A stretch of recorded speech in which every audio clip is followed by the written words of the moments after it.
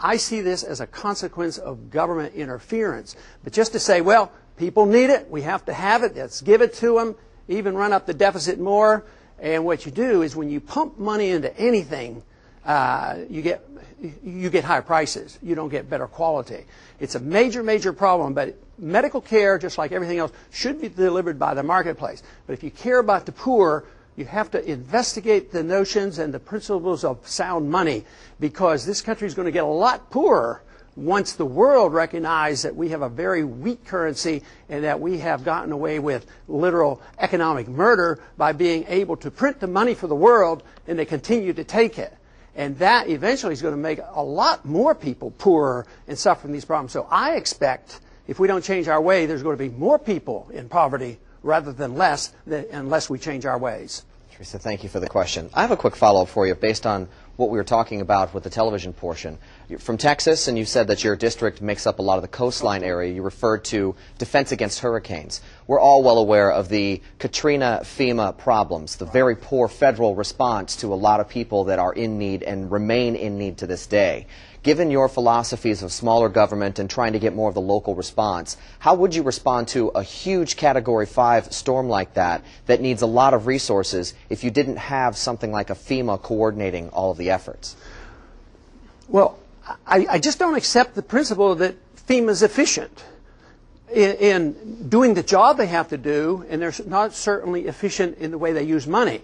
So they came down and they brought a lot of money, and they passed out a lot of money. You helped pay for it, $2,000 a piece. And they found out that people just, well, if you're passing out money, the lines get long. And people came in that hadn't even been injured by the hurricane.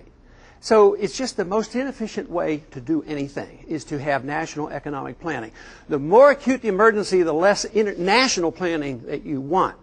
The district was hit not too long ago with flooding out of San Antonio area, and we had to bring in FEMA. By the time it was all over, the local people were so fed up with FEMA. They came in and they pushed all the local people aside. Local property owners couldn't go check their property. The police were pushed aside, but it was run by FEMA. And the Red Cross had to listen to FEMA. And they got sick and tired of FEMA. And the notion that you can have a central group in Washington, D.C. with a bunch of bureaucrats do it efficiently. It sort of reminds me about how to settle the problems that we have in Iraq by sending in money. We read the story where they sent over $12 billion of $100 bills, 360 tons of money, and now they don't know where the money went. In a way, a lot of that happened in FEMA. What about the trailers? We all had to help pay for it. The trailers were down there, well-intended. Yeah, it'd be nice if you could move into it. But they bought all these trailers, and they didn't fulfill the FEMA requirements. And they weren't used. They're just sitting down there. So the whole idea that the federal government can do it better, or even if they have the authority to do it. You know, the whole principle of flood insurance helps create the problems. I mean, you can imagine me living on the coast and saying, you know, flood insurance is not a good economic program. Because what it does, people who don't live on the Gulf Coast are required to subsidize us, and I have a house right facing the Gulf of Mexico. And the only place you can buy insurance is through the government.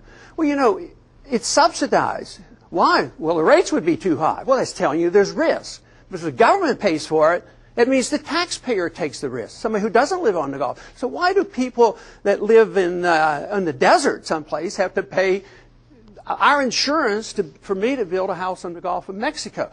So one problem leads to another. When you try to solve one problem in economics, you usually end up with two new problems. And I'd like to reverse that trend. Get rid of a problem or two and reverse that where we have less problems. I happen to just believe that small government, local government, individual liberty, and voluntarism solves problems about 100 times better than a giant bureaucracy. Congressman, let's go online here for a moment as we are online. We asked you to send us some questions via the email, and our first question comes from Stewart A. Smith of Orange. Stewart, thanks for sending this in. Congressman Paul, please state your position on the North American Union. Congressman? The North American Union is something not a whole lot of people know about, and they should, because it's coming. It's an outgrowth of the NAFTA agreement. I believe in free trade. I consider myself one of the strongest free traders in Washington. But I don't like managed trade. And what they call free trade under NAFTA and WTO and all these organizations, that's managed trade by international government for the benefit of big corporations. So I'm positively opposed to that. So I'm opposed to NAFTA. And the outgrowth of NAFTA is the North American Union with a unified currency, the Amero. They already have a plan for a highway running from Mexico up to Canada. 12-lane highway with trains in the middle, and it's going to be an international highway. And there's been some secret funding already into our budgets to start this program moving. There's going to be eminent domain powers used to confiscate tens of thousands of acres to build this. So I still believe in America. I believe in the national sovereignty. I believe we should be out of the UN. I don't believe it serves our interest. I believe that we should be like the founders advised. Be friends with people, trade and travel, and that's why we don't fight. We get along with Vietnam now because we trade with them. We get along with China now because we trade with them. But as soon as we talk about international government entangling alliances and military force out there, you end up with a mess. Matter of fact, those of us who talk this way, sometimes they say, yeah, you're just one of those old isolationists. But just think of what our policies have done in the last 15 or 20 years. We have become isolated from the world. We're diplomatic isolationists. We should be talking to people. So, not international government, no North American Union, but quite willing to talk to Canadians and Mexicans and do whatever we can to facilitate trade and travel, but also protect our borders and protect our national sovereignty.